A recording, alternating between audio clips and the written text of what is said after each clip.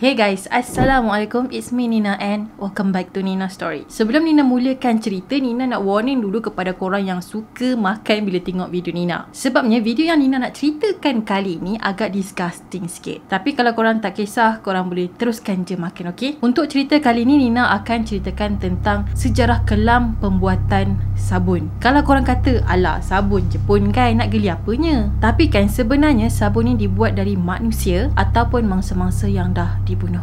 So without wasting any time, let's get started.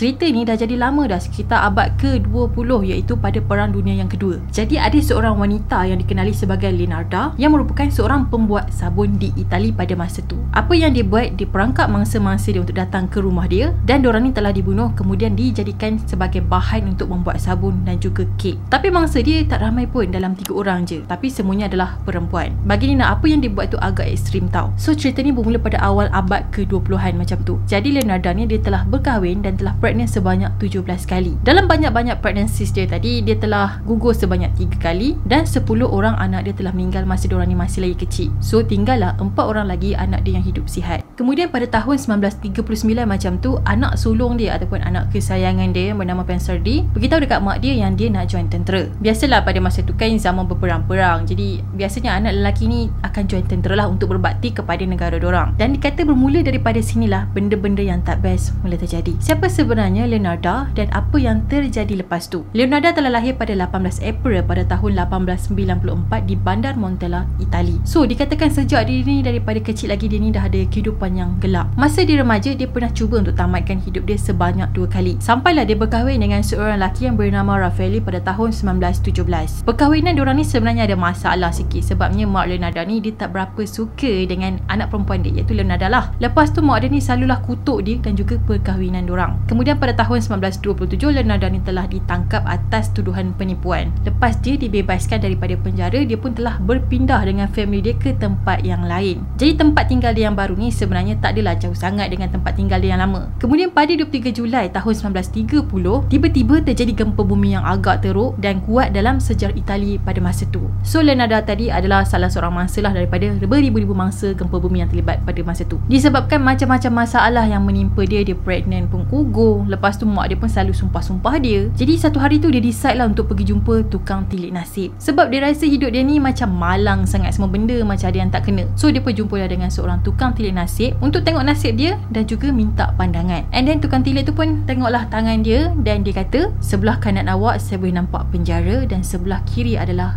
saya nampak jenayah. Bila dia dengar kata-kata tukang tilik tadi dan juga sumpahan-sumpahan daripada mak dia, Leonarda ni dia mula percaya dengan benda-benda yang karut. Bila anak sulung dia kata dia nak masuk tentera kan pada tahun 1939, Leonarda ni plan untuk buat sesuatu yang gila. Sesuatu yang boleh membuatkan anak lelaki dia selamat semasa di medan perang, iaitu kena korbankan manusia. Tak tahulah macam mana Leonarda ni boleh terfikir untuk buat benda gila tu. Maybe dia fikir nyawa perlu dibalas dengan nyawa lah kot untuk membuat perlindungan. So dia pun korbankanlah orang lain dulu sebelum anak dia sendiri yang terkorban. Kalau korang nak tahu, pada zaman tu adalah pada zaman pengaruh agama Katolik Rom dan diorang ni memang melarang melakukan korban orang ni. Dan tak ada satu pun kepercayaan masyarakat diorang pada masa tu yang menggunakan korban orang. Bukan macam zaman Fir'aun dulu-dulu ni. Bila Leonarda mendapat idea tadi, dia pun bunuh 3 orang perempuan dan kemudiannya dia ditangkap. Mangsa pertama dia adalah seorang anak dara tua yang bernama Seti. Dia tipu Seti, kononnya dia nak jodohkan Seti ni dengan seorang lelaki. Jadi dia pun katalah, kalau kau nak suami ataupun kau nak jodoh, aku boleh tolong kau. Kalau kau nak, datang rumah aku. So bila Seti ni percaya, dia pun pergilah ke rumah Leonarda pada masa tu. Lepas tu ni Seti akan diminta untuk tulis surat dekat family dia dan beritahu dekat family dia yang dia ni akan ke luar negara untuk melawat bakal suami dia. Tapi akhirnya Seti ni sebenarnya telah diberikan arak yang diracuni dan kemudian dia dibunuh dengan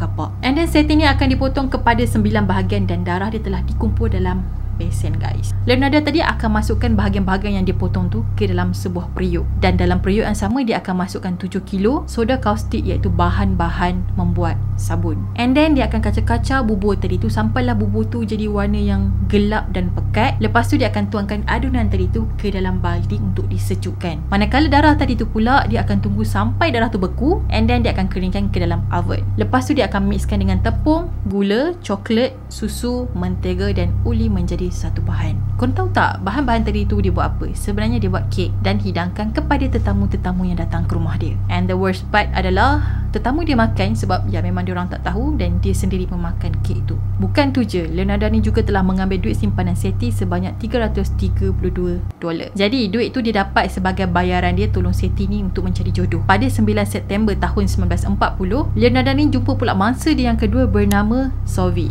Trik dia pun hampir sama dengan Seti, cumanya dia ubah sikit lah cerita tipu dia tu. Dia tipu Sophie, dia kata dia boleh tolong Sophie ni untuk mengajar dekat luar negara. Kononnya dia ni macam ada kabel lah. Jadi macam biasalah bila Sophie ni percaya dengan kata-kata Leonardo, dia pun datang ke rumah dia dan Sophie ni akan diminta tulis surat dan dihantar kepada family dia dan juga kawan-kawan dia. Dan dalam surat tu dia dikendakilah menceritakan macam mana perjalanan dia nak ke sana nanti. Kemudian Sophie ni dia akan diberikan minuman arak yang bercampur dengan dadah dan nyawa dia ditamatkan dengan kapak. Lepas tu dia akan dipotong-potong, bakar, buat kek, buat sabun dan duit dia dicuri. So, mangsa terakhir Leonardo ni adalah seorang penyanyi soprano yang terkenal iaitu bernama Virginia. Jadi macam biasalah Leonardo ni dia akan create cerita bohong. Lepas tu dia tipulah dekat Virginia ni. Dia kata dia boleh tolong Virginia ni kerja dengan orang yang hebat. Dia cakap kalau kau nak kerja ni, kau datang rumahku, kita bincang sampai jadi. Aku akan tolong kau. Sampailah Virginia ni telah datang ke rumah dia pada 30 September tahun 1940 sebab dia memang dia percaya dengan kata-kata Leonardo. Seperti mangsa-mangsa yang sebelum ni juga, dia diminta untuk tulis keping surat dan dihidangkan dengan arak yang dah diracun dan dikapakkan selepas tu. Nasib Virginia ni juga sama macam mangsa-mangsa yang lain, yang mana dia dimasukkan ke dalam periuk macam dua orang tadi. Kemudian Virginia dijadikan sabun dan juga kek selepas tu. Kek-kek tadi bukan Leonardo seorang je yang makan tau, tapi dia bagi juga dekat jiran-jiran tetangga dia. Termasuklah sabun-sabun yang dia baru buat tadi. Jadi biasanya dia buat sabun dalam bentuk ketul lah. Korang bayangkan jiran dia dapat kek, dapat sabun, wah mesti orang happy kan, dah lah kek sedap kan. Lepas tu dapat sabun, gunalah sabun tu, padahal sabun tu daripada daging orang. Geli.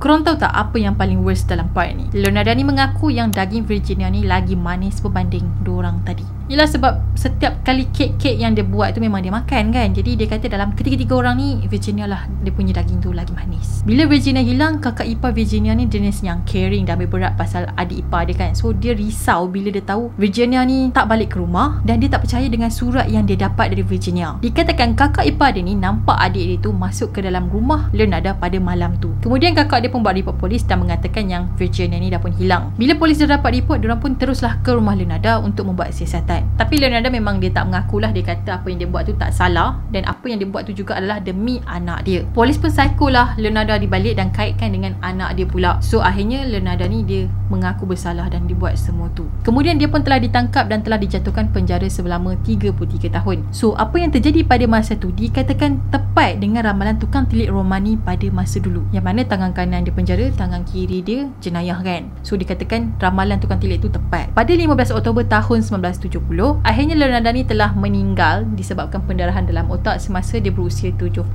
tahun. Kemudian mayat dia telah diserahkan kepada family untuk urusan pengebumian. Manakala barang-barang yang digunakan untuk rebus masa-masa dia periuk apa semua tu, kapak lah apa bagai tu, diorang telah berikan kepada Museum Kriminologi di Rome. So kalau korang teringin nak pergi tengok barang-barang tadi tu, korang boleh visit lah museum tadi. Okay guys, that's all for today. Itulah serba sikit tentang Leonardo yang merupakan seorang pembunuh 3 orang. Ya, tapi kan Nina rasa kalau zaman sekarang lah kan, kalau dia hidup pada zaman sekarang, dia mungkin akan disahkan orang yang ada masalah mental. Sebab korang bayangkan dia dah pregnant 17 kali, lepas tu dia gugur 3 kali, lepas tu anak dia 10 orang dah meninggal kan. So mungkin disebabkan tu dia dah ada macam orang kata apa, dah ada penyakit meroyan, lepas tu dia dah ada tekanan-tekanan dia. So memang dia ada masalah mental. Tapi disebabkan dia hidup pada zaman dulu, pada tahun abad ke-20-an macam tu. So pada zaman tu tak percaya sangat dengan bab-bab apa ni, dunia-dunia medik ni kurang sikit, pendedahan tentang dunia medik, tentang penyakit mental ni agak kurang. Dan diorang ni lebih memilih ataupun lebih percaya kepada benda-benda yang khurafat ataupun benda-benda yang karut. Okay guys, itu sajalah perkongsian Nina untuk hari ni. Kepada korang yang suka dengan video Nina, jangan lupa untuk subscribe dan turn on notification juga supaya korang tak adalah terlepas dengan video-video baru yang setiap kali Nina upload. Dan jangan lupa juga untuk follow Nina di Instagram. Kita akan jumpa lagi next video. Bye bye. Assalamualaikum.